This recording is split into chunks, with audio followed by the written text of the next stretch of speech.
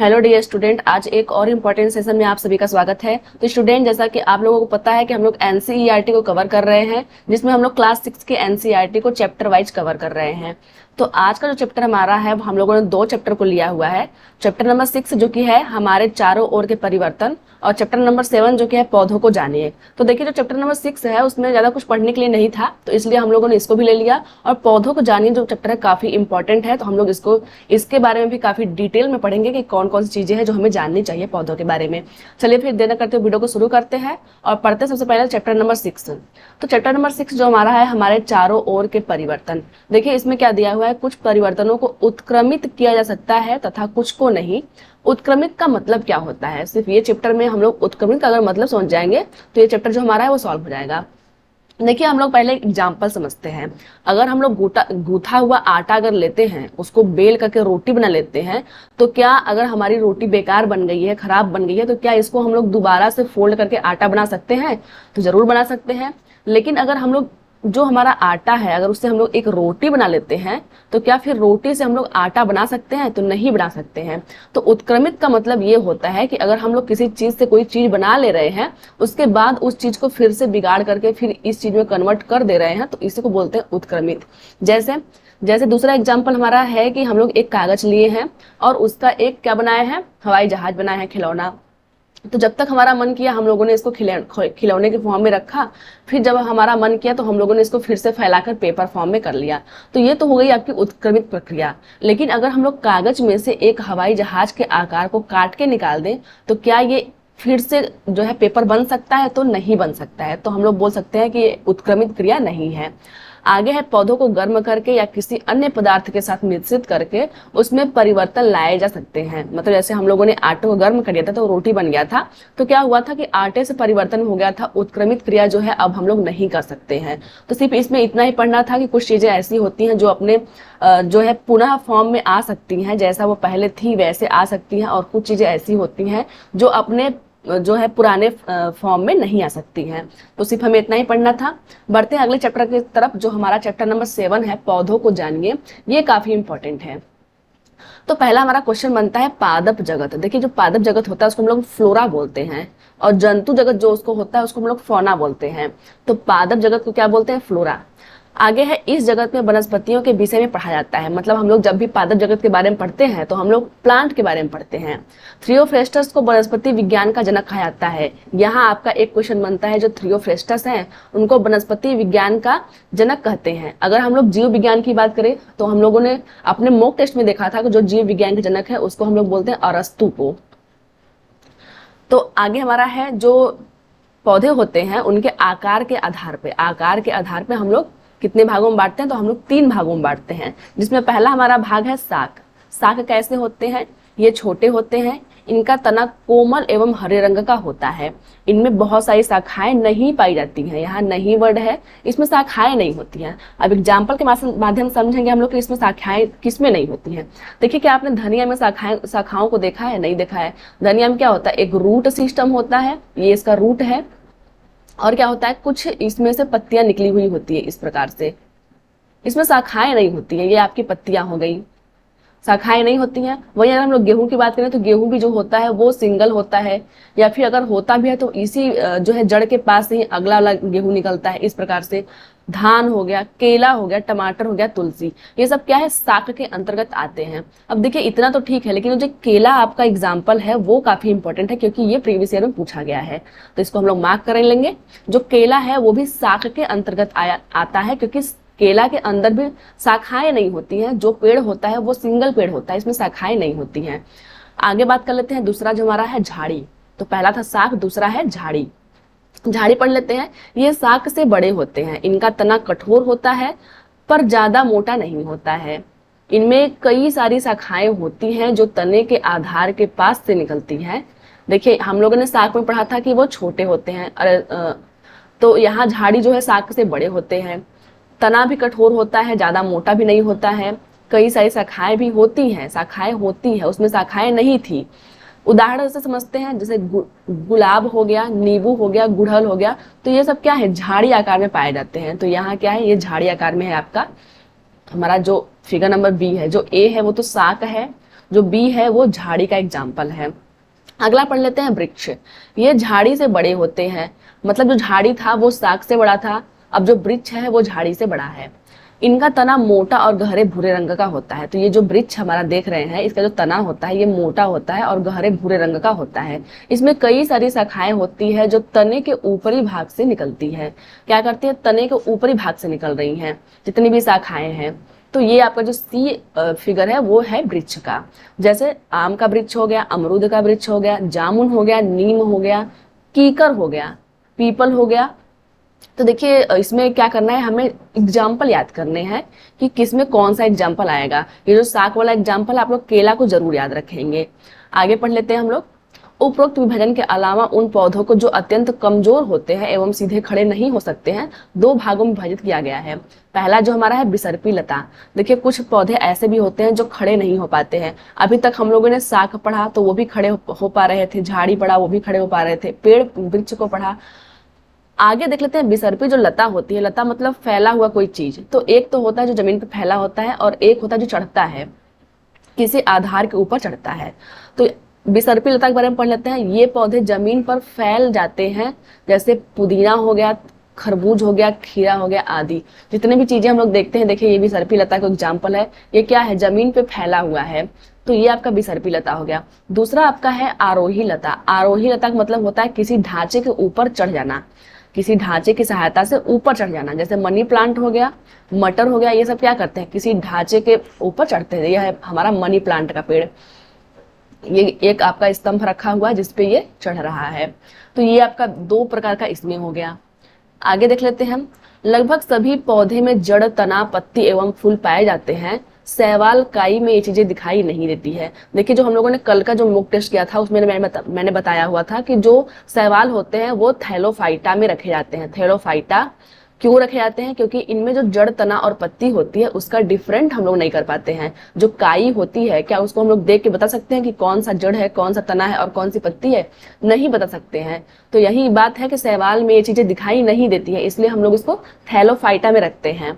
तो देखिए जो पेड़, जो सभी पौधे होते हैं उनमें जड़, तना, पत्ती और फल जो है वो कॉमनली पाए जाते हैं। यहाँ एक पौधा है। देखिए कभी कभी क्या होता है ना कि जो आपका सीटेट है उसमें कई बार क्या होता है कि एक फिगर दे दिया जाएगा और पूछेगा कि ये चीज, जैसे मान लीजिए ये है तो इसको ए बोल देगा, इसको बी बोल देगा और पूछेगा कि जो ए है वो क्या है, जो बी है वो क्या है। तो हमें पौधों के भाग जो है वो अच्छी तरीके से पता होने चाहिए। सबसे पहला हमारा हेडिंग है जड़। सबसे पहले हम लोग जड़ के बारे में पढ़ेंगे कि जो जड़ होता है वो क्या होता है, कितने प्रकार का होता है। तो देखिए जो जड़ होता है पौधे का भूमिगत भाग है जो हरे रंग का नहीं होता है। ये हरे रंग का नहीं होता है। कभी आपने जड़ को हरा रंग में देखा है? नहीं देखा है। तो ये हरे रंग का नहीं होता है। जड़ के कार्य क्या होते हैं ये इंपॉर्टेंट है। जड़ के कार्य ये हैं, जड़ पौधों को जमीन में जकड़ कर रखती है। ये बात बिल्कुल सही है। जो जड़ होता है वो पौधों को जमीन में जकड़ कर रखती है। जड़ मिट्टी में मौजूद जल एवं खनिज पदार्थों को अवशोषित करती है। ये बात भी बिल्कुल सही है। जो जड़ होती है इनमें पतली पतली सिराएं होती हैं जो हमारे खनिज, लवण और जल होते हैं उनको ये अवशोषित करने का कार्य करती हैं।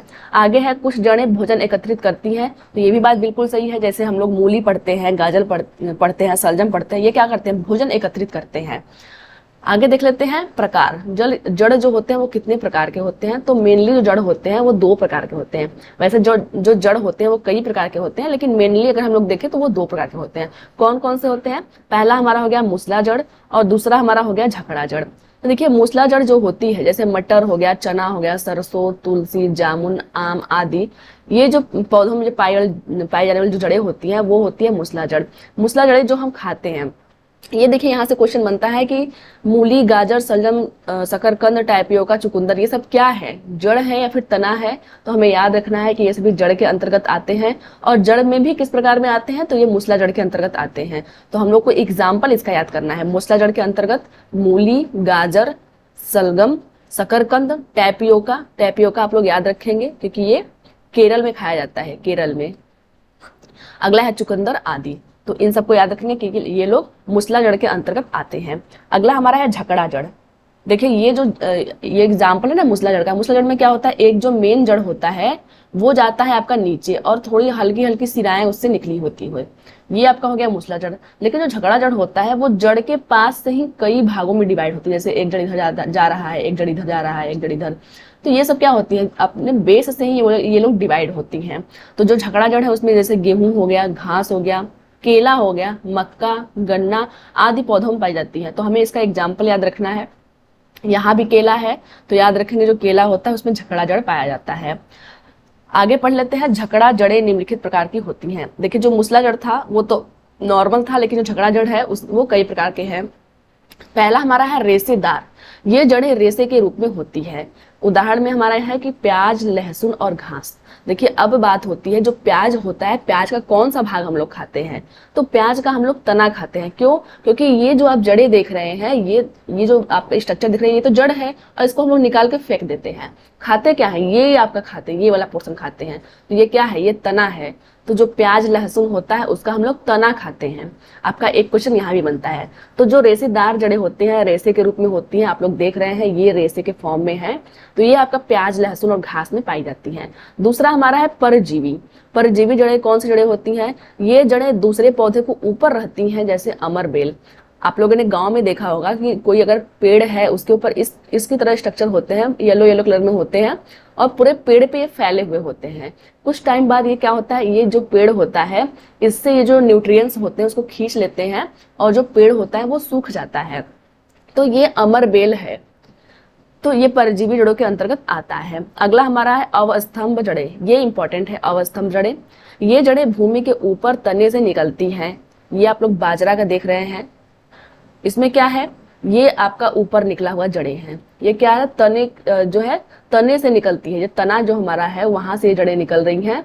और देखिए एक खासियत इसमें ये होती है कि ये तो ऊपर भी तो होती ही है, जमीन के अंदर भी होती हैं, ये जड़ें जमीन के अंदर भी होती हैं। तो जैसे बाजरा हो गया, मक्का हो गया, गन्ना, तीनों में क्या होता है, अवस्तंभ जड़ें पाई जाती हैं। वहीं अगर हम लोग स्तंभ जड़ों की बात करें, हल्का सा डिफरेंट है, ये भी इंपॉर्टेंट है। ये जड़ें टहनियों शाखाओं से निकलती हैं और खंभों की तरह होती हैं, जैसे बरगद। देखिए ये जो बरगद का पेड़ है इसमें क्या है, ये जड़ें भी क्या तने से निकल रही हैं और काफी लंबाई में लटक रही हैं ये, और जमीन तक जाती हैं। तो ऐसा नहीं है कि जो जड़ें हैं वो सिर्फ यहीं पाई जाएंगी, ये जो जड़ें हैं वो जमीन के अंदर भी पाई जाती हैं। तो जो स्तंभ जड़ों के जो एग्जाम्पल है वो बरगद है। और अवस्तंभ की बात करें तो बाजरा, मक्का और गन्ना। एग्जाम्पल याद कर लेंगे तो आपका जो थियरी है वो क्लियर हो जाएगा। नोट में क्या है, अवस्तंभ एवं स्तंभ जड़ों वाले पौधों में जमीन के नीचे भी जड़ें होती है। जैसा मैंने बताया कि जो ये जड़ें होती हैं एक तो तना में होती है लेकिन ये जमीन के नीचे भी होती हैं, तो यही चीज लिखा गया है। तो आई होप कि आप लोगों को झगड़ा जड़ के जो प्रकार हैं वो समझ में आ गए होंगे। आगे देख लेते हैं तना। देखिए जो मैंने बताया था, जो तना होता है, तना पौधे का वह भाग है जो जड़ द्वारा अवशोषित जल और खनिज पदार्थों को पत्तियों और पौधों के अन्य भागों तक पहुंचाता है। हमने जड़ को पढ़ा था, जो जड़ होता है वो जल और खनिज लवण को पौधे के ऊपरी भाग में देता है। अब ऊपरी भाग में इसको लेके जाएगा कौन, तना लेके जाता है। तना कहाँ, जो तना हमारा होता है वो कहाँ तक ले जाता है, तो पौधों की पत्तियों तक लेके जाता है। आगे है कि कुछ पौधों के तने जमीन के नीचे होते हैं जिनको हम खा सकते हैं, जैसे आलू, प्याज, अदरक, लहसुन और हल्दी। ये आपका जो एग्जाम्पल है ना वो काफी इंपॉर्टेंट है, क्योंकि एग्जाम में एग्जाम्पल ही पूछता है। तो आलू भी जो है वो तना है, प्याज भी तना है, जैसे मैंने पहले बताया कि हम लोग इसके तने को खाते हैं। अदरक भी तना है और लहसुन भी तना है और हल्दी भी तना है। तो यहाँ पे देख सकते हैं आप लोग, ये रेशेदार जड़ें हैं आपके, और ये जो है ये तना है। बाकी जो ऊपर का पोर्शन है वो पत्ती है। तो हम लोग जो तना है उसमें आलू को भी रखते हैं, प्याज को भी रखते हैं, अदरक, लहसुन और हल्दी को भी रखते हैं। आप लोग एग्जाम्पल याद कर लेंगे। आगे देख लेते हैं पत्ती। देखिए पत्ती वह भाग है जो तने से जुड़ा रहता है। सबको पता है कि जो पत्ती होता है वो तने से जुड़ा रहता है, उसे पर्णवृंत कहते हैं। मतलब जो पत्ती हमारी होती है जहां वो तने से जुड़ी होती है उसको हम लोग क्या कहते हैं, पर्णवृंत कहते हैं। ये जो भाग है इसको हम लोग बोलते हैं पर्णवृंत। चौड़े भाग को फलक कहते हैं। ये चौड़ा भाग जो है आपका उसको हम लोग फलक कहते हैं। और क्या है, बीच में एक मोटी सिरा दिखाई देती है जिसे मध्य सिरा कहते हैं। अब जो पत्ती होती है, ये जो बीच में एक सिरा दिखाई दे रही है, ये इसको हम लोग बोलते हैं मध्य सिरा, तथा सिराओं के जाल को सिरा विन्यास कहते हैं। अब ये सिरा सिर्फ बीच में तो नहीं होती है, ये किनारे भी जाती है, इधर ऐसे जाती है, तो इसको हम लोग क्या बोलते हैं, सिरा जाल बोलते हैं। तो इसको हम लोग फिगर आउट कर लेते हैं, पॉइंट आउट कर लेते हैं फिगर को। ये बोलते हैं हम लोग मध्य सिरा, मध्य सिरा, और जो ये सिराओं का जो जाल है इसको हम लोग क्या बोलते हैं, सिरा विन्यास, सिरा विन्यास। तो ये आपका हो गया जो है लीफ, लीफ हो गया। अब हम लोग को पढ़ना है पत्तियों के कार्य। पत्ती के कौन कौन से कार्य हैं? पत्तियों से जल वाष्प के रूप, पत्तियों से जल वाष्प के रूप में निकलता है जिसे वाष्पोत्सर्जन कहते हैं। देखिए वाष्पोत्सर्जन जो होता है उसको बोलते हैं पत्तियों से जल का जो है वाष्प के रूप में निकलना। आगे है पत्तियों के द्वारा गैसों का आदान प्रदान होता है क्योंकि पत्तियों में छोटे छोटे छिद्र पाए जाते हैं जिन्हें रंध्र कहते हैं। तो आपसे क्वेश्चन पूछ सकता है कि जो रंध्र होते हैं वो कहाँ पाए जाते हैं? तो ये मेनली पत्तियों में पाए जाते हैं। जो पत्तियां हमारी होती हैं यहाँ छिद्र होते हैं छोटे छोटे, इसी से जो होता है वो वाटर लॉस होता है, मतलब पानी ऊपर उड़ता है, जिसको हम लोग बोलते हैं वाष्पोत्सर्जन। आगे बात कर लेते हैं। पत्तियों में भोजन बनता है। पत्तियों में क्लोरोफिल नाम का एक वर्णक पाया जाता है जिसके कारण पत्तियां हरे रंग की होती हैं। पत्तियां क्लोरोफिल, सूरज की रोशनी, जल एवं कार्बन डाइऑक्साइड गैस की मदद से भोजन का निर्माण करती हैं। ठीक है, तो देखिए यहाँ जो है जो पौधों की जो पत्तियां के जो हरे रंग है वो क्यों है? क्योंकि क्लोरोफिल उसके अंदर है, क्लोरोफिल कारण हरी है। पत्तियां क्या करती हैं? क्लोरोफिल, सूरज की रोशनी और जल और कार्बन डाइऑक्साइड से जो है भोजन बनाती है। तो यहाँ कार्बन डाइऑक्साइड हो गया, यहाँ जल हो गया, यहाँ प्रकाश हो गया, सूर्य का प्रकाश, और यहाँ पे क्लोरोफिल हो गया। ये चारों चीज चाहिए भोजन बनाने के लिए। भोजन में बनता क्या है? तो भोजन में ग्लूकोज बनता है और ऑक्सीजन निकलती है। तो ये आपको रिएक्शन याद करना है क्योंकि जो रिएक्शन होता है वो एज इट इज पूछ देता है और जो यहाँ अंक लिखे हुए हैं इसी को बदल देता है। या फिर हो सकता है जो ग्लूकोज हो इसको इधर लिख दे और जो जल है उसको इधर लिख दे, तो कुछ भी हो सकता है। एक क्वेश्चन ये बनता है कि जो ये ऑक्सीजन निकल रही है, जो ये ऑक्सीजन है वो कार्बन डाइऑक्साइड के ऑक्सीजन से निकल रही है या फिर वाटर के ऑक्सीजन से निकल रही है? क्योंकि जो O2 है वो यहाँ भी है और O2 जो है O जो है वो यहाँ भी है। तो जो ऑक्सीजन है वो निकली कहाँ से?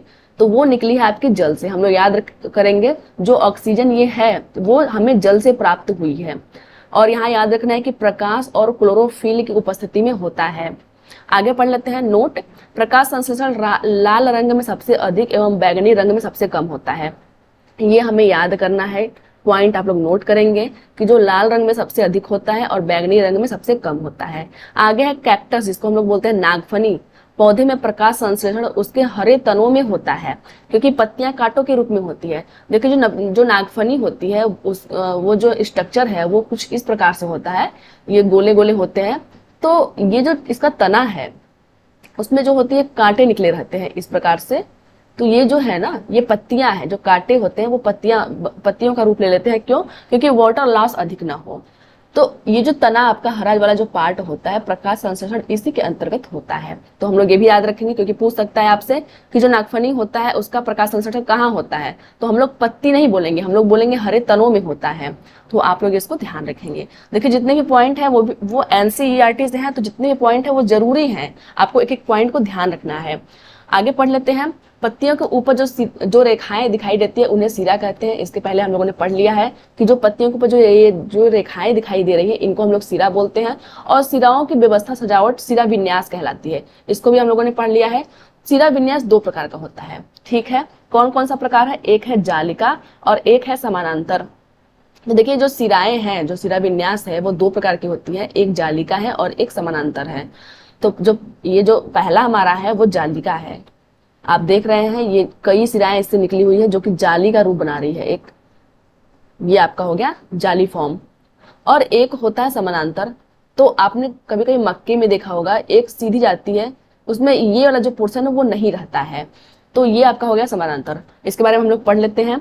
जालिका सिरा विन्यास में सिराएं एक जाल के रूप में होती हैं, जबकि समानांतर सिरा विन्यास में सिराएं एक दूसरे के समांतर होती हैं। जिन पौधों में पत्तियों में जालिका सिरा विन्यास होता है उन पौधों की जड़ें मुसला होती है। तो हम लोग एक चीज बोल सकते हैं कि अगर जालिका सिरा विन्यास है, देखिए यहां से काफी इंपॉर्टेंट क्वेश्चन बनता है। अगर जालिका सिरा विन्यास है तो जो जड़ होगा उसका होगा वो मुसला जड़ होगा, मुसला जड़। आगे है जैसे नीम हो गया, पीपल हो गया, गुलाब, मूली, ये सब क्या है? मुसला जड़ वाले एग्जाम्पल है। सिरा विन्यास जालिका रूपी है तो पौधा द्विबीजपत्री होगा। अगर मुसला जड़ है तो जो पौधा है वो क्या होगा? द्विबीजपत्री। ये हमें याद करना है, द्विबीजपत्री। जो चना हो गया, मूली हो गया, गाजर, भिंडी, नींबू, देखिए इसका जो एग्जाम्पल है ना वो काफी इंपॉर्टेंट है, मैं बार बार बोल रही हूँ, आप लोग को एग्जाम्पल याद रखना है। अब देखिए द्विबीजपत्री का मतलब क्या होता है, अब जो बायोलॉजी के स्टूडेंट हो गए वो तो समझ जाएंगे, लेकिन जो मैथ वाले हैं वो नहीं समझ पाएंगे। द्विबीजपत्री का मतलब होता है ऐसा कोई बीज जिसको तोड़ने पे ये बराबर दो भागों में बट जाता है। जैसे चना अगर हम लोग ले लेते हैं, मटर ले लेते हैं, उसको जब हम लोग तोड़ते हैं तो क्या होता है, उसको दो पार्ट में बढ़ जाता है, इसको हम लोग बोलते हैं कॉटिलिडन्स, कॉटिलिडन्स हम लोग बोलते हैं। तो ये जो है जैसे चना हो गया, मूली का बीज हो गया, गाजर हो गया, भिंडी हो गया, नींबू हो गया, ये सब क्या होते हैं, दो पार्ट में बढ़ जाते हैं, तो ये द्विबीजपत्री होंगे। तो देखिए अगर हम लोग पत्ती को देखते हैं, पत्ती अगर जालिका सिरा विन्यास है तो जड़ जो होगी वो मूसला जड़ होगी, और जो उसका बीज होगा वो द्विबीजपत्री होगी, मतलब तोड़ने पे वो दो भागों में बट जाएगी। तो ये हमारा ट्रिक मिल गया। अगला देख लेते हैं हम लोग। अगला हमारा है जिन पौधों की पत्तियां समानांतर सिरा विन्यास होती हैं वे जड़ें झकड़ा होती हैं। बात करते हैं समानांतर सिरा विन्यास। समानांतर सिरा विन्यास है तो जड़ें क्या होंगी, जड़ें झकड़ा होंगी। जैसे केला हो गया, गेहूं हो गया, मक्का हो गया, घास हो गया, अगर सिरा विन्यास समानांतर है तो पौधा एक बीजपत्री होगा। पौधा कैसा होगा, एक बीजपत्री। ये आपका हो गया। जैसे मक्का हो गया, गेहूं हो गया, प्याज, लहसुन, तो जो मक्का होता है अगर उसके बीज को हम लोग तोड़ेंगे तो वो बराबर दो भागों में नहीं टूटता है, वो अनइक्वल पार्ट में टूट जाता है, उसी को हम लोग बोलते हैं एक बीजपत्री। कुछ पौधे हैं जिनमें पत्तियां घड़े के रूप में रूपांतरित होती है, जैसे निपंथीज। देखिए जो निपंथीज होता है उसको हम लोग घटपड़ी भी बोलते हैं। घटपड़ी क्यों बोलते हैं, क्योंकि उसमें जो पत्तियां होती है ना वो घड़े के रूप में होती हैं। तो ये आपका हो गया। तो हम लोग एक चीज याद रखेंगे, जब समानांतर सिरा विन्यास होता है तो आपसे क्वेश्चन पूछेगा क्या आप पत्ती को देख के बता सकते हो कि जो उसकी जड़ है वो झकड़ा है कि मुसला है, या फिर आप पत्ती को देख के बता सकते हो कि जो पौधा है वो एक बीजपत्री है कि नहीं है। तो हम लोग बता सकते हैं, पत्ती को देख के बता सकते हैं, उसके सिरा विन्यास को देख के बता सकते हैं कि जो जड़ है वो कैसा रहेगा और उसका जो बीज है वो कैसा रहेगा। आगे बढ़ जाते हैं हम लोग। आगे हमारा है पुष्प, मतलब फूल के बारे में पढ़ेंगे। और जो फूल होता है वो काफी इंपॉर्टेंट होता है, एक्स्ट्रा इंपॉर्टेंट होता है, क्योंकि जो क्वेश्चन होते हैं ना बहुत ज्यादा यहाँ से पूछे जाते हैं। पहला हमारा पॉइंट है फूल पौधों का प्रजनन अंग होते हैं। सबको पता है जो फूल होते हैं वो क्या होते हैं, पौधों का प्रजनन अंग होते हैं।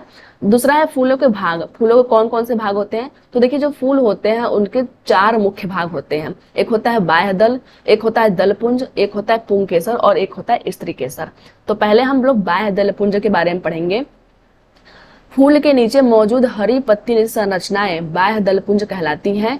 ये कलियों की रक्षा करती हैं। तो देखिए हरी रंग की जो संरचना होती है उसी को हम लोग बोलते हैं बाह्य दलपुंज।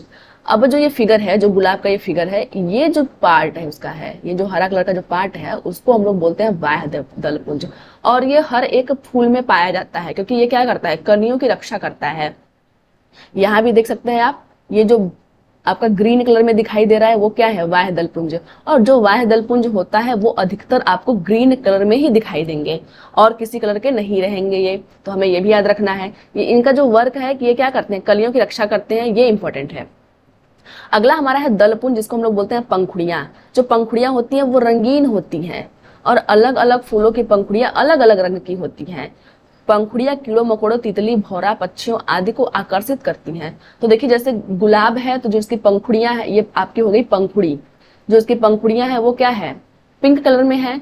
अगर हम लोग कोई और फूल लेते हैं, गेंदा का फूल ले लेते हैं तो ये येलो में रहेगा वो। बाकी का अगर कोई फूल ले लेते हैं, गुड़हल का ले लेते हैं तो वो रेड में रहेगा। तो ये जो पंखुड़ियां है, हर पुष्प का पंखुड़ी अलग अलग कलर का होता है। अब ये अलग अलग कलर का क्यों होता है, क्योंकि इसको क्या करना होता है कि जो कीड़े मकोड़े होते हैं, तितली होती है, भौरा होते हैं, उनको ये आकर्षित करे। अब ये आकर्षित क्यों करे, क्या जरूरत है इसको आकर्षित करने की, तो देखिए जब भी कीड़े मकोड़े आपके तितली भौरे इत्यादि इस पर जब बैठते हैं तो जिसका पराग कण होता है, जो पराग कण होता है वो क्या होता है, उनके पैर में या फिर बॉडी में चिपक जाती है। उससे क्या होता है, पॉलिनेशन होता है, परागण होता है, परागण क्रिया होती है। जो हमारा पॉलन होता है, जो परागकण होता है वो एक पौधे से दूसरे पौधे तक पहुंचता है। तो इसलिए क्या होता है, ये रंगीन होती है ताकि कीड़े मकोड़े तितलियों को आकर्षित कर सके। आगे पढ़ लेते हैं पुंकेसर। अब पुंकेसर क्या होता है, देखिए पौधे का नर भाग होता है। पहला तुम्हारा इंपॉर्टेंट पॉइंट यही है कि जो पुंकेसर है वो नर भाग होता है, जिसमें या फिर परागकण होते हैं, यह परागकोश और पुतंतु से मिलकर बना होता है। अब आपसे क्वेश्चन पूछता है कि पुंकेसर का कौन कौन सा भाग है, तो पुंकेसर का कौन कौन सा भाग है? पहला भाग हमारा हो गया परागकोश, परागकोश हो गया। दूसरा हमारा हो गया तंतु, जिसको हम लोग पुतंतु भी बोलते हैं। आपका एक हो गया परागकोश, एक हो गया तंतु। परागकण अगर बात करता है, परागकण, तो ये भी आपका कहाँ से होता है? मेल पार्ट से ही निकलता है। तो ये आपके हो गए पार्ट, क्योंकि एग्जाम में क्या होता है, पूछ देता है कि कौन सा पुंकेसर के भाग हैं। उसमें क्या करेगा कि जो स्त्री केसर का एक आध भागों को उसमें ऑप्शन में दे देगा और आपको कंफ्यूज करेगा।